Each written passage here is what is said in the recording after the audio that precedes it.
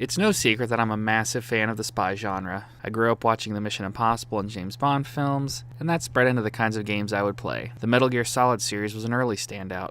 Hell, I would even play the crappy spy games that came out, like the Mission Impossible game on PlayStation. Sure, it isn't bad, but it's far from good, but we'll deal with that at a later date. It's this kind of game that we'll be discussing today. It's a rather overlooked title on PlayStation 1 called Covert Ops Nuclear Dawn.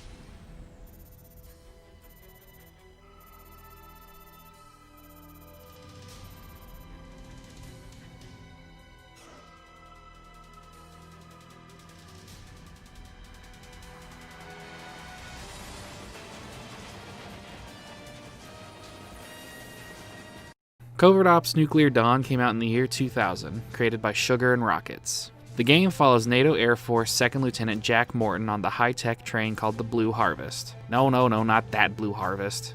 There we go. On what should have been an easy mission of guarding the French ambassador, Pierre Simon, and his family through Eastern Europe, the train is attacked and successfully hijacked by an extremist terrorist group called Knights of the Apocalypse, led by ex-KGB operative Boris Zukovsky. During the hijacking, all of Jack's team is ruthlessly murdered by terrorists, leaving him the sole survivor of the attack, dangling off the side of the train. He climbs up on top of Car 9 and the game begins proper. The game controls more like the Resident Evil games of the era did, utilizing tank controls. It does give Jack tons more maneuverability compared to those games though. Jack is able to crouch and move, as well as roll from side to side to avoid enemy fire. This isn't Dark Souls though, and there's no invincibility frames here, so you just have to rely on your timing to avoid fire, rolling at the last possible second to avoid damage. Now this does get me off on a tangent about tank controls. I've been playing games with that kind of control style since around 1998 or so. My first two RE games are both on PC with a keyboard, and to me, with that setup, tank controls just made sense, but I digress. I guess I should also talk about the rather interesting aiming system in the game. Instead of having a ready weapon button like Resident Evil or Metal Gear Solid,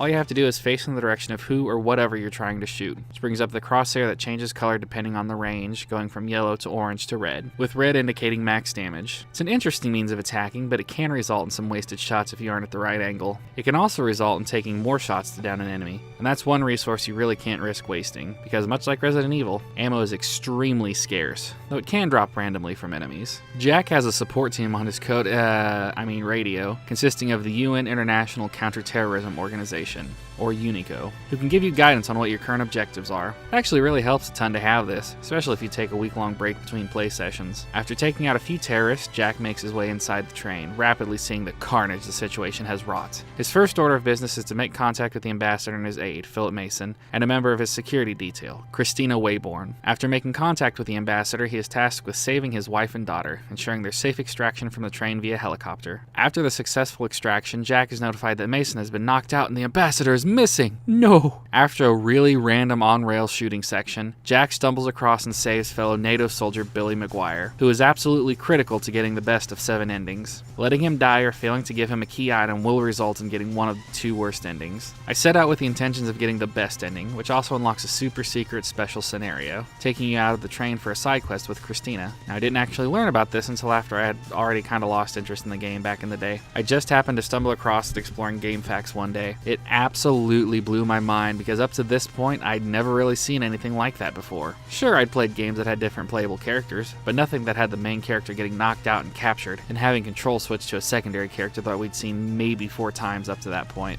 Making his way through the train, Jack fights a boss battle against a crossbow-wielding madman, then stumbles across what's called an IC chip, something that I'm not 100% sure on the importance of, something about it being able to put into the middle of some kind of super nuke or some such nonsense. It's not really anything but a MacGuffin, something used to fill an inventory slot before a boss battle so you have a spot to pick up a different key item. This particular item is given to Boris prior to his fight. He has Billy at gunpoint, threatening his life for the ambassador with Jack having no knowledge of where the ambassador is. So Boris has no use for Billy, and unloads on him, which is the second way he can die. The way to save him from such a fate is to find a bulletproof vest in the armory and give it to him. How'd you know to do this? Well, again, like Resident Evil, this game has files to flesh out the backstory, and one of those files is Billy's diary, where he writes that he has misplaced his vest.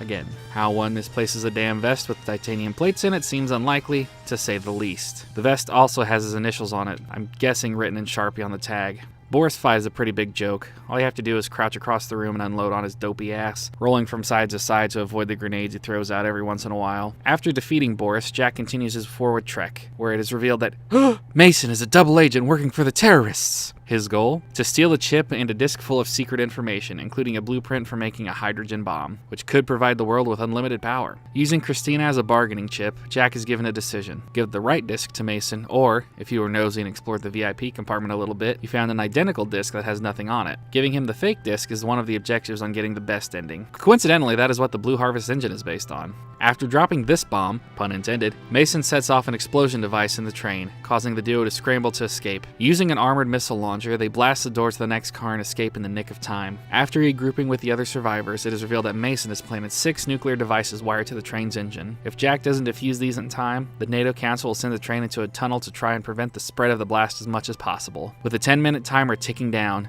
Jack hurries to the front of the train. He finds the explosive next to a convenient pair of pliers and an endoscope, exactly what he needs to complete his task. After successfully defusing the bombs, Christina tells Jack that the train itself will be utilized as a nuclear missile, with a detonation device being housed at the front of the train. Upon arriving in the control car, Jack detaches the lead car from the rest of the train, saving his comrades from the potential explosion. He makes his way onto the front of the train, opening the nose to reveal the final detonation device, and one last puzzle. If you've done everything required for it, this is where the best ending really makes itself known. After defusing the device, Jack hears a helicopter in the tunnel, and like that, Mason is flanking the train car, ready to blow the ever-loving shit out of Jack. With his newly installed grenade launcher on his assault rifle, he readies up, launching a barrage of grenades at the chopper, blowing it and Mason straight to hell. In a scene straight out of the first Mission Impossible movie, the train barrels through the wreckage, coming to a grating stop, with Jack safe on the top of the train. In what could be considered a disgustingly upbeat ending, the ambassador is reunited with his family, Jack and Christina make plans to go to the Bone Zone, and the information is safely back in Allied hands. Nice little bow on top to tie everything together. Despite the extremely cheesy ending, I had a blast with this game. It had its difficult moments, especially around the halfway point when I was really hurting for ammo and health kits. But with some solid perseverance and more than a little dumb luck, I was able to scoot by those difficult sections with minimal headache. There are also a few boss fights scattered throughout, but none of them are really too challenging. All of them come down to learning the boss's pattern and using the rolling mechanic to stay out of harm's way. Even the most difficult boss fight, at least in my opinion, is pretty easy to spam the dodge mechanics, in a way very similar to the modern Soulsborne games. You do miss out on those generous invincibility frames present in those games though. From beginning to end though, none of the enemies really feel like the bullet sponge type. All of them go down in a few well-placed shots, depending on how close you are to them when said shots are let loose. All the weapons feel like they should as well, at least in regards to video game logic. The pistol is a nice all-around weapon, though a little slow to fire rapidly. The submachine gun fires a hail of lead, but is considerably weaker, taking far more shots to down an enemy than with the pistol. Lastly, there's the assault rifle, able to fire in 3-round bursts, and down most enemies in one hail of gunfire. All of the weapons have a way to improve them as well, which is something that isn't seen much in games of this style. The pistol can have another paired with it, letting you blast fools a la John Woo. The submachine gun is able to get a dual magazine improvement, as well as a rifling upgrade that lets it hit harder. The assault rifle, not wanting to be bested, gets a goddamn grenade launcher as its upgrade, letting you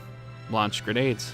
Surprising, I know. Puzzles are plentiful, but are never impossible to suss out. No weird word substitutions, no ciphers, nothing like that. The final puzzle at the front of the train does require you to have a first-grade understanding of word puzzles, but other than that, all the puzzles are pretty stock. My favorite has to be when you need to go into a keypadded locked door. A bit past that, you find a file saying that all the keypads have a default code on the day the train set out on its journey. Well, what day is that? If you'd explored the train up to that point, you'll find a different file, dated for 12/23, saying that the train leaves tomorrow. Again, pretty simple, but does require a little bit of meta knowledge to solve it. While it isn't something that could imbue much life into the soon-to-be surpassed console, I'd definitely call this one of the PS1's hidden gems. Has a pretty solid story, if a little cliche at points. It has a pretty solid difficulty, ton of endings, as well as a special mode that starts you off with the dual pistols as well as infinite ammo. It's a pretty solid way to kill 3 to 5 hours. Overall, I'd give it an 8 out of 10. It's a great love letter to the survival horror genre. A complete copy can be gotten for $10 to $15, so it would be hard not to recommend this, especially if you're a fan of Mission Impossible style plots.